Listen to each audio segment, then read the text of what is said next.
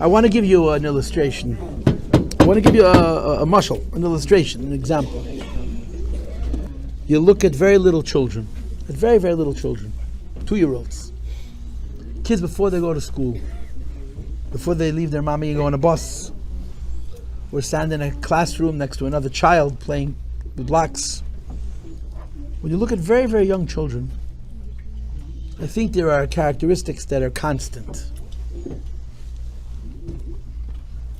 About kleine kinderlach, little children have certain characteristics that are universal.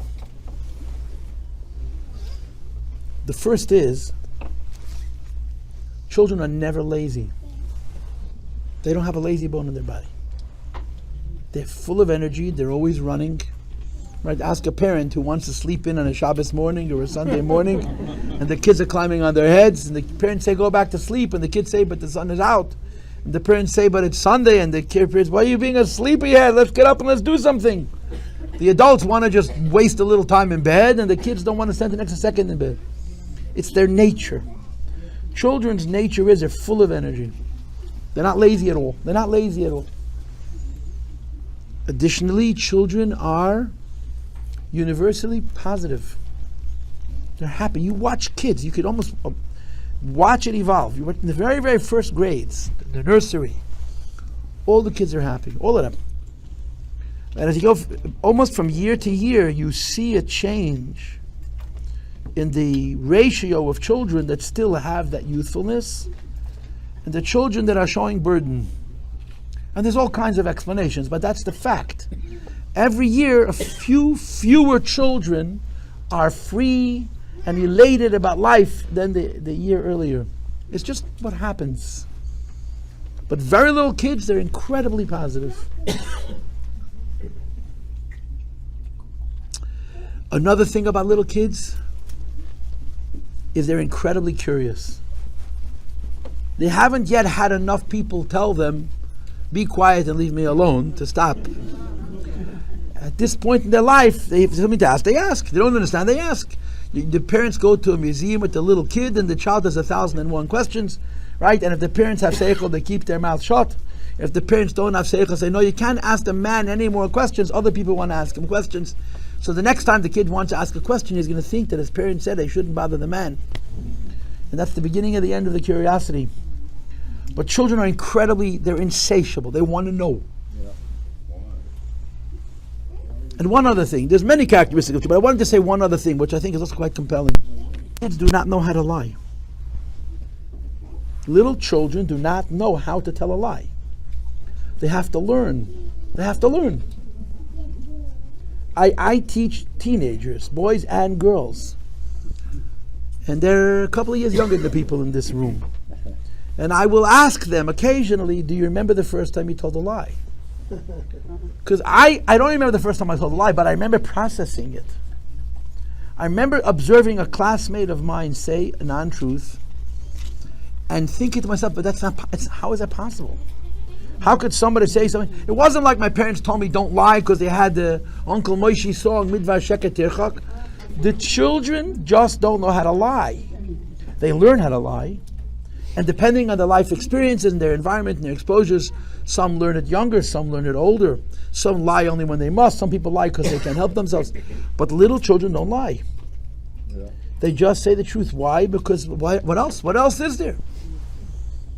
And I could continue to illustrate this, but just think about these 4 things.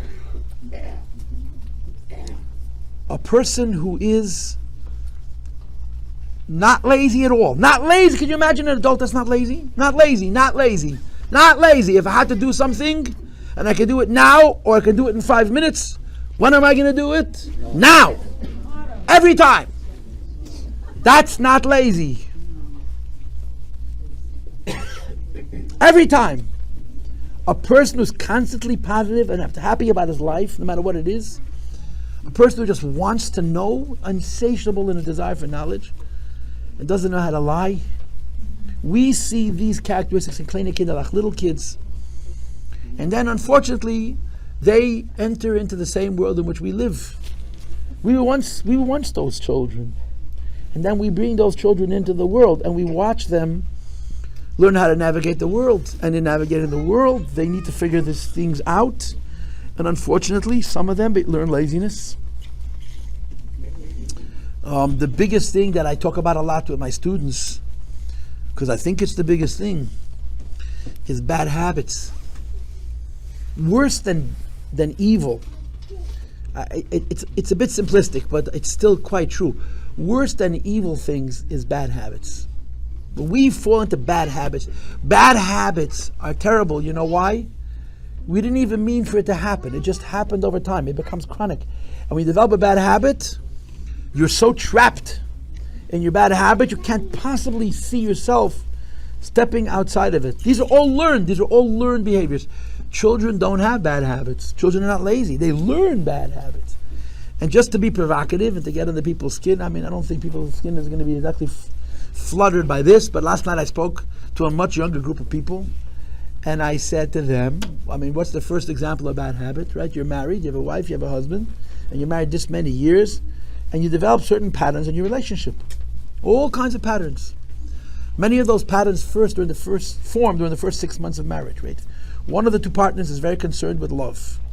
The other partner is concerned with getting his way or her way. So over the course of 6 months, one gives in more, one gives in less, and all of a sudden there are rules. And it's 20 years later and you're still following the same rules. And one feels disappointed and the other feels like we sort of agreed that this is okay. Just to give you an unpleasant example, there are couples in this world who put each other down all the time. And they don't mean to.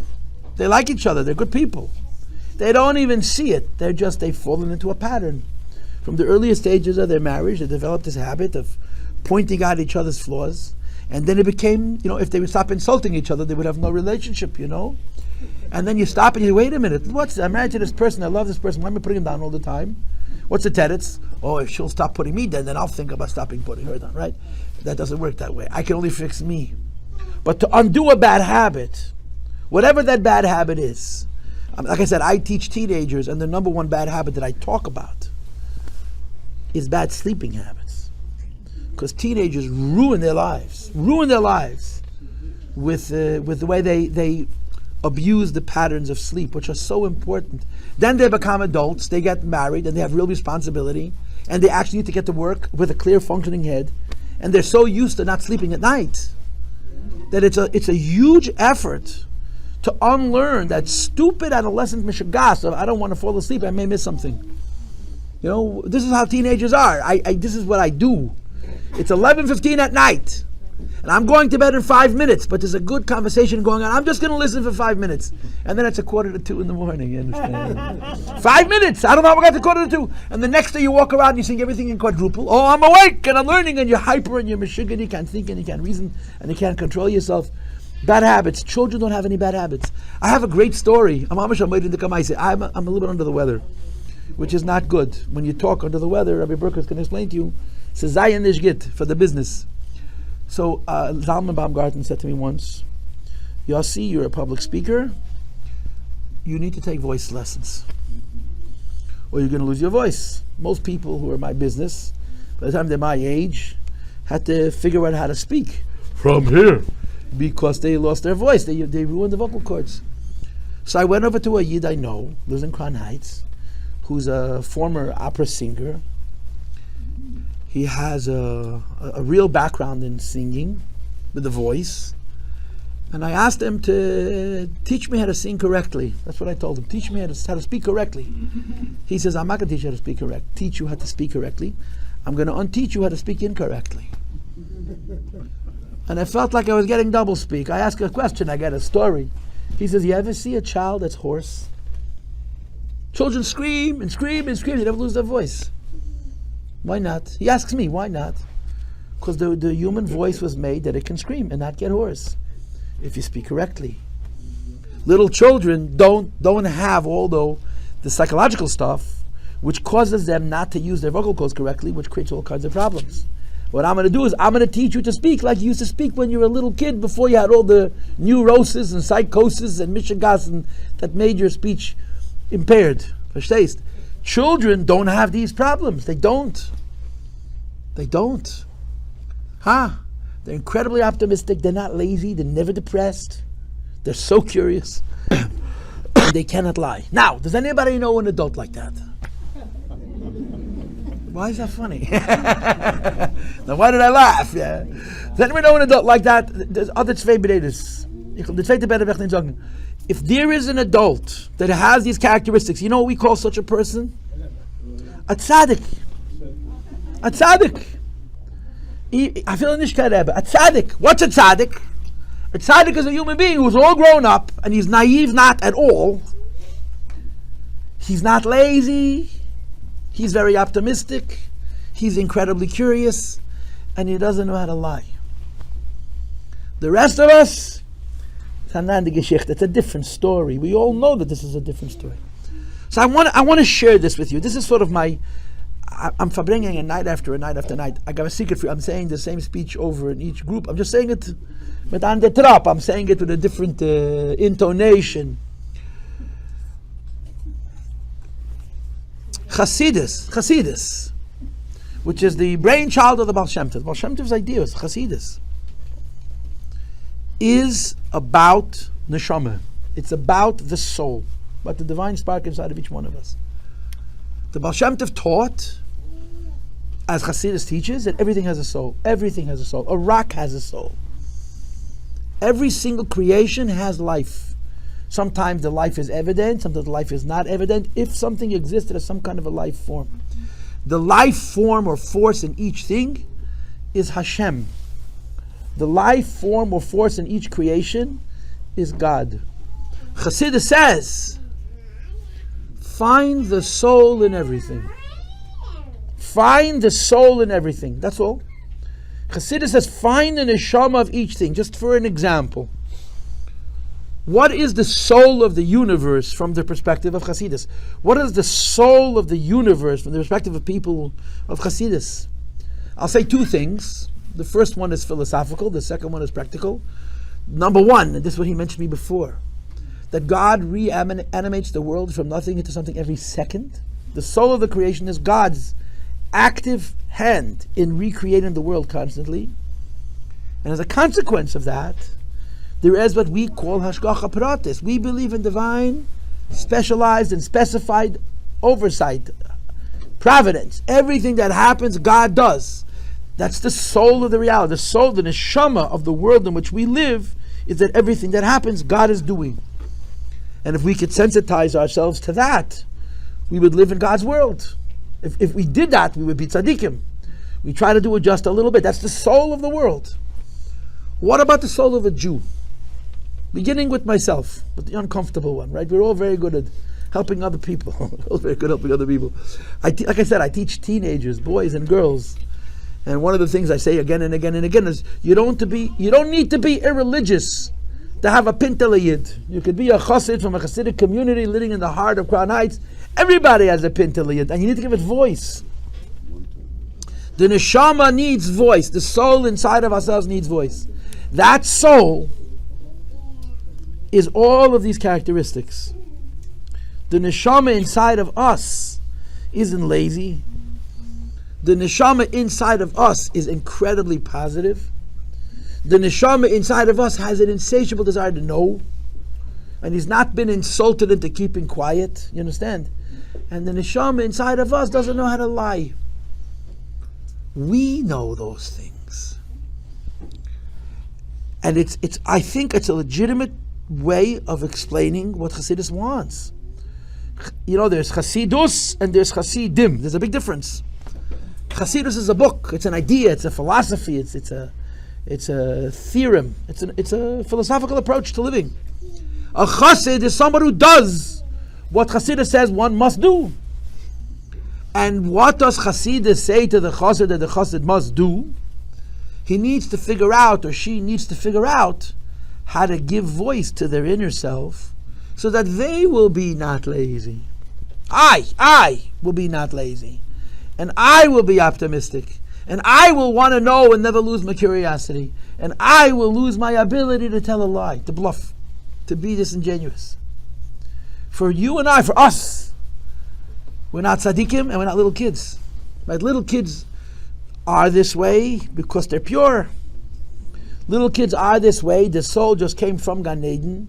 They're so close to the world of truth. They carry that truth with them. Then they come into this world, and over the course of their lives, they learn that in this world, you got to be defensive. In this world, you can't afford to be too overtly happy. They'll call you a fool. Can't be too overtly honest. They'll take advantage of you. You understand? So we figure out, how do you survive in this world? So I'm honest most of the time. I'm optimistic when no one is there to insult me. I'm curious when nobody minds if I ask extra questions. Children don't know these issues, so they're pure. We are not children, but we're grown-ups. Yeah, we're grown-ups. So that's an interesting way to put it, yeah? All grown up, yeah? When we're all grown up, we have enough wisdom, enough seichel to know that there's so much more growing up that we need to do. And Chassidus would say to each of us, Chassidus would say to me, our role as grown-ups in the paradigm of Chassidus is to give voice to our neshama. And that voice shows itself in these characteristics, in these traits. Not lying. I think the one that people most readily relate to is the joy one. That a person has to find a way of being positive and optimistic, period. It's very difficult for a lot of us, for good reasons, unfortunately, for good reasons. But being realistic and miserable doesn't make the situation any better. Being optimistic and positive is not going to make the situation any worse. It's going to make your life a lot better. And it's an axiom of Chassidus. If you study Chassidus, I think that through a certain prism, there may be other ways of looking at it. What I just described is a rather comprehensive insight into what the Baal Shem Tov wanted. Baal Shem Tov wanted Yidden to be neshama Yidden, soul Jews.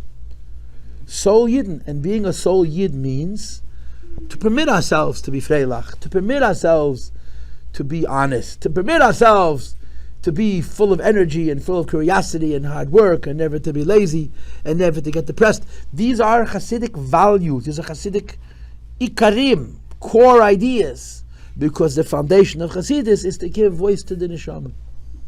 So as grown-ups, as big people, what do I say? How do I say this? I don't know everybody in this room. I know some of you a little. I know this guy forever. About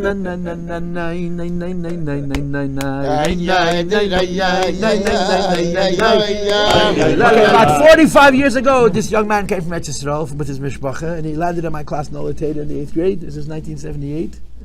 1978. And he taught us all this niggin. I remember the words. La Shatziva Rabbi Melubavit Shemu Shemu Rabotai Ve'atul Lema Shatziva Rabbi Melubav Shekol Isha Obat Tadkan Nerot Shabbat V'chol HaYehudim Yanichu Tefillin Shekol Isha Obat Tadlik Nerot Shabbat V'chol HaYehudim Yanichu Tefillin. There's more words. That's our deal. That's our avodah. L'chaim, everybody. This is the. Really, I think. You know, there was a Yid by the name of Rabbi Nachman Mendel of Kotsk. You ever heard of Rabbi Nachman Mendel of Kotsk? I read a book of Rabbi Nachman Mendel of Kotsk. It was so painful to read. Such a painful sefer. Rabbi Nachman Mendel of Kotsk passed away in 1859. He was in his early 70s. So you could figure when he was born in the 1780s. He was a little younger than Tzemach Tzedek. Tzemach Tzedek was born in 1789. And Mendel Kotsk was born in 1787 or something like that. Menachem Mendel of Kotsk, Rabbi side of Menachem Mendel of Kotsk, was an incredibly successful Rebbe. Historically successful. His disciples carried the Jewish people in Poland till the Holocaust. Bamish. He passed away in 1859. The Holocaust is 80 years later, 1940. Yeah? 1939, yeah?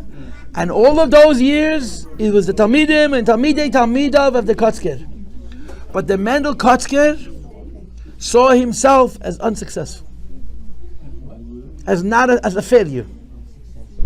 As a failure. He isolated himself. He was very disappointed. Why?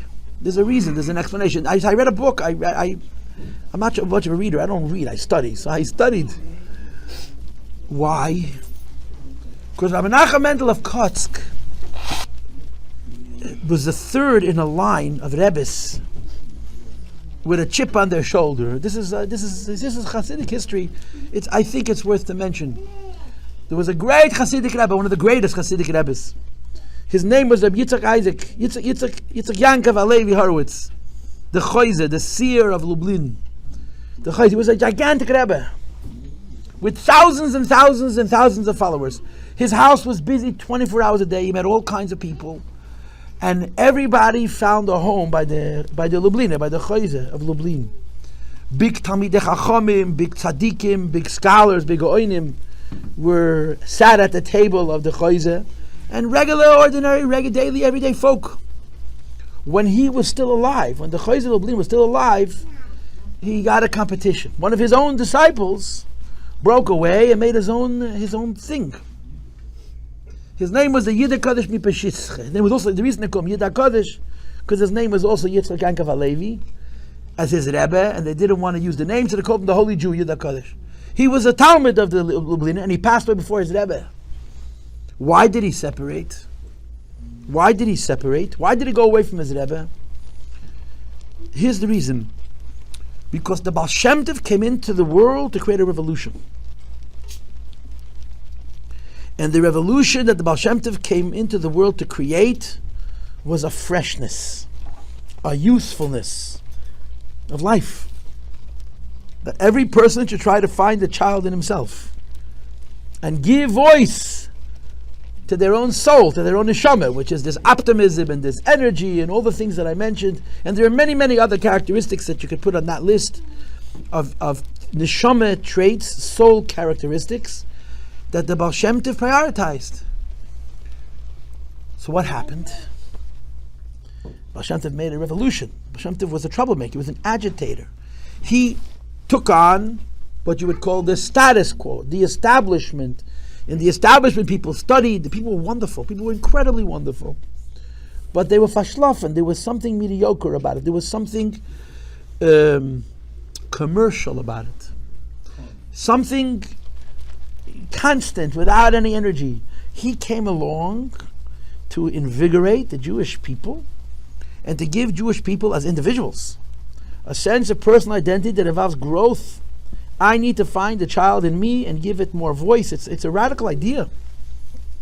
So the Kotsk Rebbe's Rebbe, the Yidda Kodesh, and then he was succeeded by his Talmud, whose name was Reb Bunim, the Simcha Bunim of Peshische, and then after that you had Reb Mendel Kotsk.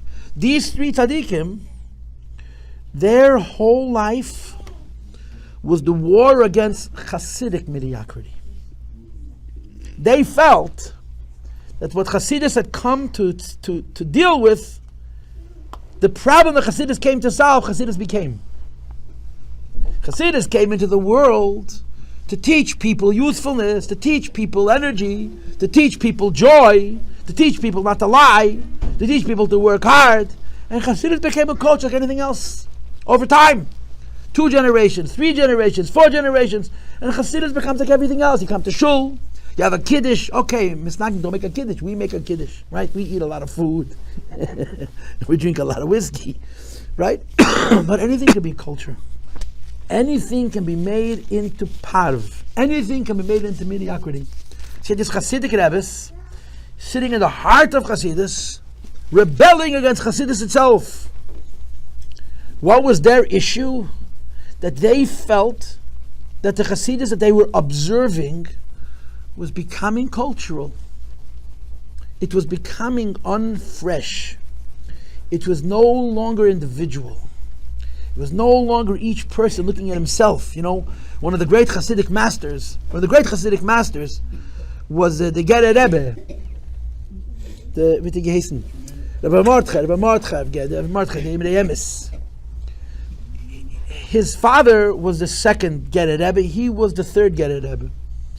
Ger Hasidim consider themselves loyal followers of the Kotzker. And they did a lot of radical things, as the Kotzker was a radical. When the third Ger Rebbe became a Rebbe, he canceled all the radicalism. You had to daven 7 o'clock in the morning. No davening 4 o'clock in the afternoon because you're trying to find God in the alley. You know what I'm saying? Like they used to do. Daven 7 o'clock in the morning. And one of the things that the emes, that the Ger Rebbe, he passed away in 1948 and he's buried in Jerusalem. During the War of Independence, he passed away. They buried him in the courtyard of the yeshiva. They couldn't take him to Har HaZeisim because bullets were flying. The Imrei Emes of Ger, the Ger Rebbe. One of the things that he canceled was that in Chassidus of Gur, a very big piece of the Chassidus was to push. Stippenzach. Chassidim came to the Rebbe. Old people couldn't do it. But the young Chavi used to push until the Neshama came out. They put on special, very, very thin, they have it now also, it's very, very thin chalatas halacha. They're basically paper. And when they were done with the tish, they were drenched. Through and through. And they used to push like lamish gefährlich around the Rebbe. Stippenzach. Parenthetically, I want to say something, I don't know if it's sweet or bittersweet, but I want to say it parenthetically. I read a book on the Holy Belzer Rebbe, Rabbi Belzer, who was an incredibly great man, that he ran away from the Nazis. And he was sitting on a train. Leaving, he says, I'm hungry, through Turkey, then through Syria, and to Israel. He was with 3 people. And it was Shabbos. So he made a tish. And he sat. The Heilige Belzer sat. I mean, the Belzer Rebbe was a godly man. I don't have time to describe him and who he was, but trust me, he was holier than we could possibly fathom. And he's sitting there with 2 people. One of them was his brother and an Apsachin and a Chassid. And he kept on saying, Stipp nicht, don't push. There's nobody to push. Every tish, he would say, Stipp nicht. Apparently, when he said, don't push, he didn't necessarily mean the physical bodies that were around him. Stipp nicht, don't push. So when Ger, they used to push like Chayes Rois, like Chayes HaKodesh, like the other Rebbe said once. So when he became a Rebbe, Mordechai says, no more pushing. Everybody gets a seat. A 14-year-old boy gets a seat and a plate and a fork and a knife and a piece of kugel. A 16-year-old boy, everyone's going to have no more pushing. He's going to have a big shul, and everyone's sitting in their place, and he's going to sit at the head of the table. This whole Chassidus of Stippenzach is no more. So he said, the Rebbe, I don't understand. He says, but Tata was like gestippt. By your father, they pushed. It was such a big deal. They used to squeeze out all the who knows what, all the toxins, the spiritual toxins. Gestickt beim Rebbe. So he said, aber der Tate, gestippt, hat man sich gedrückt. Und bei mir, gestippt, drückt man jenem. Und ich darf es nicht. You understand? He says, but my father, when they push, they squeeze themselves. I'm watching them pushing, and they're squeezing the guy next to them. I don't need that. You understand? So Chassidus can also become mediocre, balabatish. The right word, culture. It's a way of life. It's what we do. It's a beautiful way of life. It's a holy way of life. But it could lose that originality, that freshness, that youthfulness. You understand? So the Kotzker Rebbe dedicated his life to fight against this, what he considered mediocrity. And he spoke out very powerfully. He said, I am to Chassidus what the Baal Shem Tov was to the Yiddishkeit before Chassidus. That's what he would say. And he felt like a failure. Why? Because he didn't think his Chassidim had enough integrity. His Talmidim were the great Rebbes of Poland till the war, till the Second World War. And as far as he was concerned, he didn't get what he wanted. His disciples disappointed him. The Kotzker Rebbe. Anyway, we're not big Chassidim. We're little Chassidim. But we're in a position to actually take the ideas of Chassidus and make them our own. We're in a position to take the ideas of Chassidus and to do an actionable thing in our lives that will make us more Chassid. It's very simple. I remember I being a kid. I was 14 or 15 or 16 years old. I was in Los Angeles in Yeshiva. And they used to make every summer a Yachikal. They'd bring speakers in from all over the country and they'd come and they'd speak on topics and people came. It was like a big deal. And one of their speakers was a Jew by the name of Professor Block, Yitzchak Block, who lived in Canada, Ontario, wherever he is, London, Ontario. And Yitzchak Block, I didn't know him well. He was a bright guy. He was a very smart guy. But when I saw him, what did I see? The happiest guy in the world. He was so happy. He was happy like a little kid. And when you knew how smart he was, how much of an intellectual he was, you understood that joy is his Chassidus. It's not his philosophy. He was a Chassid. So Rabbi Shochatz of Gezunza in our Rosh Hashiva introduced Professor Black as a professor of philosophy and an expert on Aristotle, and he's also a Chassid. So Rabbi Black got up, and he said, "I try to be." And everyone said, "Huh?" No one heard what he said. He says, "I try to be." You try to be what? I try to be a Chassid. The professor I am, a Chassid I try to be. Because Chassidus is emes. Chassidus is about personal integrity.